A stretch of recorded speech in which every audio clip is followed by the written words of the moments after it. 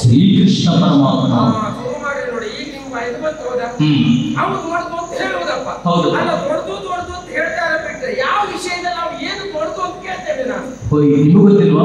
ನಿಮಗೂ ಗೊತ್ತಿಲ್ವಾ? ತಾಯಿಗೆ ಬಾಯಿಯೊಂದು ಮೂಂಛಕವನ್ನ ತೋರಿದವು. ಹೌದಪ್ಪ. ಯಾರ್ಯಾರು ಹೇಳಿದ್ರು ಅಂತ ನೀವು ಹೇಳ್ಬೇಕು. ಯಾಕೆ? ಎಂತ ತಾಯಿಗೆ ಬಾಯಲ್ಲಿ ಮೂರು ಜಗತ್ತನ್ನ ಕೃಷ್ಣ ತೋರಿಸಿದ್ನ. ಹೌದು. ಅದೇ ಸತ್ಯ ಹೌದು ಅಂತ ಆದ್ರೆ ನನ್ನ ಪ್ರಶ್ನೆ ಉತ್ತರ ಕೊಡ್ಬೇಕ ನೀವು. ತಾಯಿಗೆ ಬಾಯಲ್ಲಿ ಮೂರು ಜಗತ್ತನ್ನು ಕೃಷ್ಣ ತೋರಿಸುವಾಗ ಅವನು ಎಷ್ಟು ವರ್ಷದೊತ್ತಿಗೆ ಎಲ್ಲಿದ್ದಾವ? ಮೂರು ಜಗತ್ತಿನ ಒಳಗಿದ್ನ ಹೊರಗಿದ್ನ? ವಿಷಯ ಅಲ್ಲ, ವಿಷಯ ನಾನು ಹೇಳ್ತೇನೆ. ಈ ವಿಷಯ ಈ ಕರಿಯ ಕೃಷ್ಣ ಸಣ್ಣಿರುವಾಗ ಮಣ್ಣು ತಿನ್ನುವಂತ ಅಭ್ಯಾಸ ಇತ್ತು. ಒಂದ್ ದಿವಸ ಮಣ್ಣು ತಿಂದೇ ಇದ್ದಿದ್ನಲ್ವಾ, ಅವನ ತಾಯಿ ಬಂದು ನೋಡಿದ್ರು. ಈ ಹುಡುಗರ ಮಕ್ಕಳೆಲ್ಲ ತುಂಬಾ ಜನ ಇದ್ದಾರೆ. ಓಡ್ ಬಂದು ಮಗ ಬಾಯಿ ತೆರೆ ಅಂತ ಹೇಳಿದ್ರು. ಬಾಯಿ ತೆರೆದ. ಮಣ್ಣೊಳವಳಿಗೂ ಗೊತ್ತುಂಟು. ಆವಾಗ ಆಚೆ ಈಚಿದ್ದವರು ಗೊತ್ತಾಗಬಾರ್ದಲ್ಲ, ಇವಳೇ ಪ್ರಚಾರ ಮಾಡಿದ್ರು. ಅಯ್ಯೋ ನನ್ನ ಮಗ ಬಾಯಲ್ಲಿ ಮೂರು ಜಗತ್ತನ್ನು ತೋರಿಸಿದ ಅಂತ ಅವಳು ಪ್ರಚಾರ ಮಾಡ್ಕೊಳ್ಳಿ. ಅವನು ತಿಂದಿದ್ದ ಆ ದಿವಸ ಮಣ್ಣು ಅಷ್ಟೇ. ಹೌದಾ? ಮತ್ತೆ ಇನ್ನೊಂದುಂಟಲ್ಲ, ಯಾವ್ದು? ಕಿರಿಬೆಟ್ಟಿನಲ್ಲಿ ಗೋವರ್ಧನ ಗಿರಿಯನ್ನ ಎತ್ತಿದವ. ಇಲ್ಲ ಭಾಗವತ, ನಿಮ್ಗೆ ಇವತ್ತೇ ಅರ್ಥದ ಆಯ್ತು. ನಿಮ್ಗೆ ಕಿರುಬೆರಳು ಗೋವರ್ಧನ ಗಿರಿ ಎತ್ತದ. ಅದೇ ಸತ್ಯ ಹೋದಂತ ನಿಮ್ಮಲ್ಲಿ ಕೇಳ್ತೇನೆ, ನೀವು ಊಟ ಮಾಡುವಂತ ಬಟ್ಟನ್ನ ಕಿರುಬೆರಳಿನಲ್ಲಿ ಎತ್ತಲಿಕ್ಕೆ ಆಗ್ತದ? ಇಲ್ಲ. ಅದು ಆಗುವುದಿಲ್ಲ ಎಂಬಲ್ಲಿ ಇದು ಆಗುವುದಿಲ್ಲ ಅಂದ್ರೆ ಅರ್ಥ ಸುಳ್ಳು. ಇದು ಒಂದು ಕಥೆ ಉಂಟು. ಈ ಗೋಗಳನ್ನ ಕಾಯುವುದಕ್ಕಾಗಿ ಇಷ್ಟೆಲ್ಲ ಕರ್ಕೊಂಡು ಹೋದ ಗೋಪಾಲಕರನ್ನ ಅಷ್ಟೊತ್ತಿಗೆ ಜೋರಾಗಿ ಮಳೆ ಬಂತ, ಎಲ್ಲಿ ಹೋಗ್ಬೇಕೆನ್ನುವುದಾಗಿ ಸಮಸ್ಯೆ ಬಂತು. ಆವಾಗ ಎಲ್ಲ ಓಡಿದ್ರು. ಓಡಿ ಒಂದು ಗುಹೆಯನ್ನು ನೋಡಿದ್ರು. ಗುಹೆಯ ಒಳಗಡೆ ಹೋದ್ರ ಆವಾಗ ಮಳೆ ಬೆಳೀತಾ ಇದ್ದಿದ್ದ. ಆ ಗುಹೆಯ ಒಳಗಡೆ ಒಂದು ರಂಧ್ರ ಇದ್ದಿತ್ತು. ಆ ರಂಧ್ರದಲ್ಲಿ ಮಳೆ ಹನಿ ಪಟ ಪಟ ಪಟ ಬೀಳ್ತಾ ಇದ್ದಿತ್ತು. ಆವಾಗ ಈ ಕರಿ ಏನ್ ಮಾಡ್ದ, ಈ ಬೆರಳು ಹಾಕ್ತ ರಂಧ್ರಕ್ಕೆ. ಅದು ಸರಿಯಾಗಿಲ್ಲ. ಎಲ್ಲಾ ಬೆರಳು ಹಾಕಿದ್ದ. ಕೊನೆಗೆ ಈ ಕಿರು ಬೆರಳಿಲ್ವಾ, ರಂಧ್ರಕ್ಕೆ ಹೀಗಂದ. ಆ ರಂಧ್ರಕ್ಕೂ ಈ ಕಿರು ಬೆರಳಿಗೂ ಸರಿಯಾಯಿತು. ಅಲ್ಲೇ ಯಾವನು ಒಪ್ಪಿದ್ದ ಭಾವಚಿತ್ರ ತೆಗೆದು ಅಲ್ಲೇ ಬಿಡಿ ತೋರಿಸ್ದ. ಮೂರು ದಿವಸ ಪ್ರಚಾರದಿದ್ದು ಇಟ್ಕೊಳ್ಳಿ. ಈ ಕೃಷ್ಣ ಗೋವರ್ಧನ ಎಂಬುದ ಅಂತ.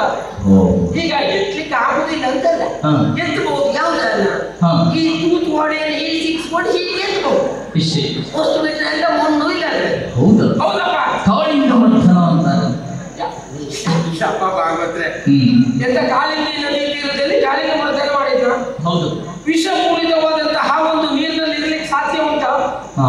ಅದು ಇರ್ತದೆ ಅಂತ ಆದ್ರೆ ಅದು ವಿಷಪೂರಿತ ಹಾವು ಅಲ್ಲ ಅಂತಲೇ ಅರ್ಥ ಆಗೋದ್ರೆ. ಹೌದು.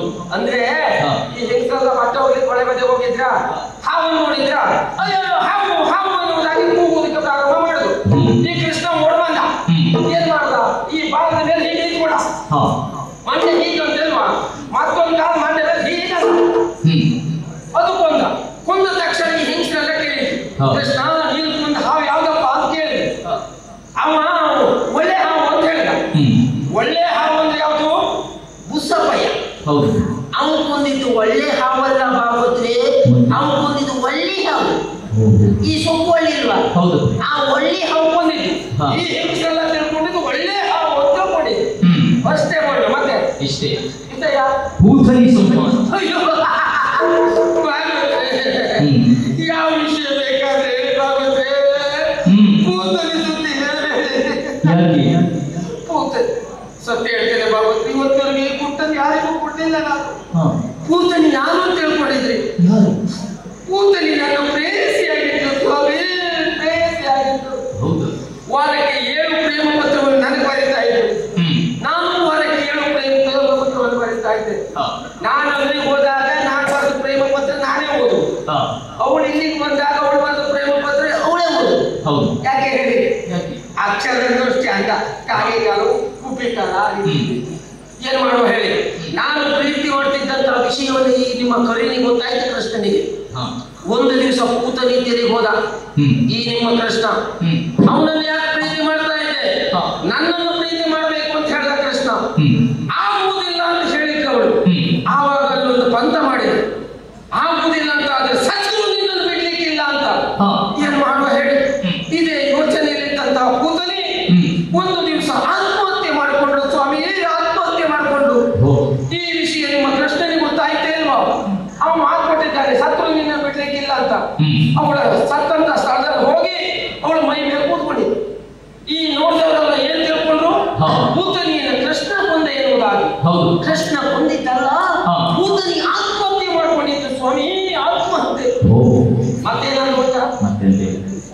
ನೋಡಿದ ನಮ್ದು ಮತ್ತೆ ಅಂತ ಜಗಲಿ ಮೇಲೆ ಕೂತ್ಕೊಳ್ಳೋದು, ನಿಮ್ಮ ಅಂತ ಸಿಕ್ಕರು ಒಟ್ಟು ಪುರಾಣ ಹೇಳೋದು ಬಿಟ್ರೆ ಮಾತೆ ಅಂತ.